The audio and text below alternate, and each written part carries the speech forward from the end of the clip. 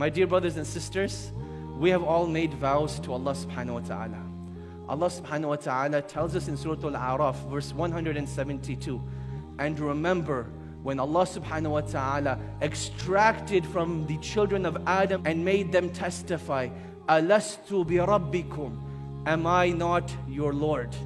And they said, Qalu bala shahidna, indeed we have testified, so that on the day of judgment we will not be able to say that we were heedless of this affair, that Allah subhanahu wa ta'ala is our creator and sustainer. The vow, the covenant that we made with Allah subhanahu wa ta'ala, greater than any vow that a husband makes to a wife, or a wife to a husband, or a mother to a child, or any other relationship. Yet you see, when it comes to Allah subhanahu wa ta'ala, Shaitan has won this battle in distancing us from Allah subhanahu wa ta'ala. The famous verse that all of us know here, we've heard it many, many times, where Allah subhanahu wa ta'ala says that I did not create the mankind and jinn except for my worship. The greatest mufassir of the Quran, Abdullah bin Abbas radiallahu ta'ala anhuma, he said about this verse that to worship Allah subhanahu wa ta'ala is to know Allah subhanahu wa ta'ala.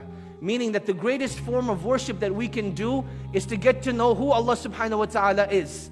Because once you truly know who Allah subhanahu wa ta'ala is, you cannot help but to worship Allah and to love Allah and to venerate Allah subhanahu wa ta'ala. We're constantly told that this journey of life is about self-discovery, discovering who we are, discovering ourselves.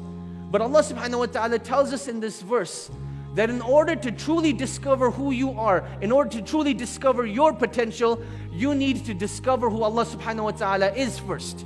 Because you will become a manifestation of the things that you ask Allah for, a manifestation of the things that you obey Allah with, a manifestation of those things that you plead Allah subhanahu wa ta'ala for. So in order to truly discover who you are, you need to discover who your creator is. Because if your creator is filled with generosity, He will create generosity in you.